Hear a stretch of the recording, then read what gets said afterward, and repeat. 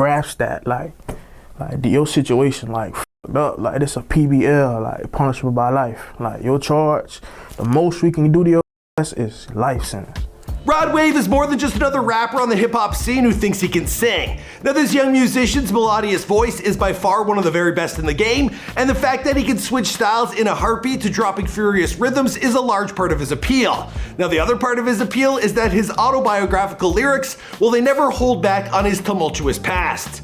I never succeeded at anything, not a job, not in the street, like, I couldn't sell dope. I was trash, bro. You know what I'm saying? Breaking the houses, I done got caught every time. You know what I'm saying? Crazy, but yeah. music, I actually succeeded, so, you know what I'm saying? I'm just appreciative, you know what I'm saying? This is something I always wanted to do. Long before he was signed to Alamo Records or his song Heart on Ice went viral on TikTok, well, Rod Wave was making his living off a life of petty crimes committed as a youngster.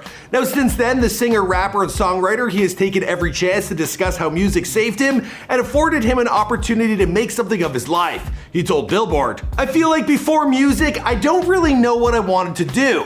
I didn't know where I was gonna end up. I was scared to even have people depend on me. I just wanted to get away and do my own thing. So if I fail on my own. But now I'm making music and actually living life and being the one that people depend on. It feels good. It gives me a reason to wake up. It gave me a purpose. Live and see 50, 60, because before music, I was ready to crash out." Well, you never know what's gonna happen to you until you give it a try. And over the past few years, well, Rod Wave, he has done just that. But he's never forgotten about the part of his life that brought him to this moment. I come from, it ain't safe to believe. Where I come from, they ain't chasing a dream. Where I come from, it ain't safe to believe. They jump straight off the porch and then straight in the streets, goddamn. What's going on, guys? It's your boy Michael McCrudden back at it again, this time with a new entry in our Criminal Life History series. Now, this one is taking a look at the backstory of Rod Wave. Now, we recently dropped another entry in this series known as the Criminal History of DaBaby. So if you like this one, be sure to check that one out when you're done with this. Now, don't forget to let us know who you want us to talk about next in the comments down below. All right, now let's get into this video. Oh yeah, also, we just got some merch. Oh yeah, we also just got the Before They Were Famous handle on Instagram, so be sure to check both of those out. Links down below.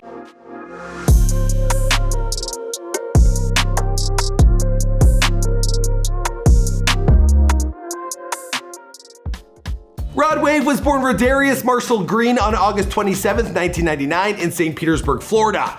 Now, a city that would play a huge part in defining who he would come to be. I always stayed up the street. The house I lived in when I was made down there, and then I was raised down there. Now, Rod, he lived with his mother and his siblings, and his dad was a part of his life, but not in the everyday type of way. Now, if you listen to any of the interviews that Rod has given online, well, it's pretty clear that his descent into a life of petty crime, well, it was the direct result of his father being arrested when Rod was only around 12 years old. Now, before that, he had been living what he believed to be a pretty good life. At first, like, when I was a jit, like, no, I was straight. Cause my dad was like, you know, some real street, so everything was just peaches and cream, you know what I'm saying? They had the money, so, you know what I'm saying, he kept us, you know what I'm saying, we didn't really have to go through no shit. You know what I'm saying, everything was sweet Christmas, you know what I'm saying, everything was sweet. School clothes, everything, you know what I'm saying, but then we went to prison. When his father went to prison for 6 years, well, his uncle stepped in and he took care of his nephew. But that didn't last long because within a year of his father going to jail, well, his uncle, he was also arrested and locked up, this time for 10 years. When my pops went to prison, my Uncle Derek took me in, like, cause they were cool, like they were like brothers. My Uncle Derek took me in, but then it me up cause then Uncle Derek went to prison.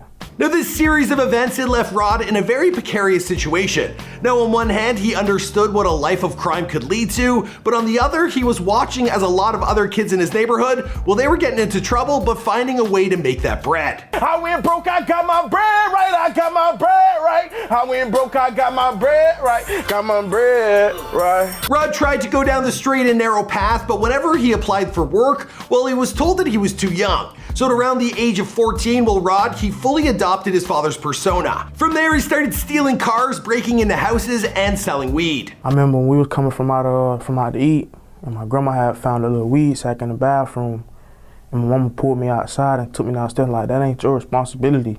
Like, you ain't supposed to be worried about clothes and shit like that. Like, what is you doing? You know what I'm saying? But I used to try to tell her, like, man, I want a laptop, man. I want this, I want that. Like, if Pops was home, like, we would've. When his father found out in prison about Rod's actions, well, he refused to talk to his son and was hurt that he was following in his footsteps. Like, my Pops, like, when I used to get, like, was fucked up cars in school, like, Pops wouldn't even call. Like, he'd be like, man, nigga, you tripping. I don't want to talk to you. And get my, you know what I'm saying, talk to my sister. You know what I'm saying, that kind of shit. Like, damn, I'm f***ing up. When he eventually got out of prison, he sat down with Rod and he tried to talk some sense into his young boy.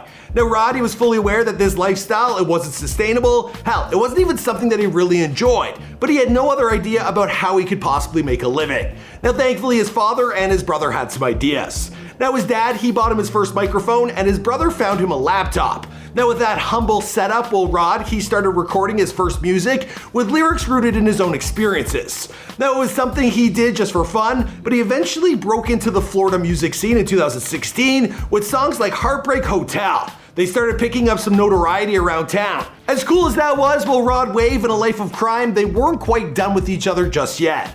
Now, in January of 2017, when he was only 18 years old, well, he was arrested and charged with a felony possession of a weapon on school property. Now, Rod was arrested, but eventually released on his own recognizance without having to pay bail.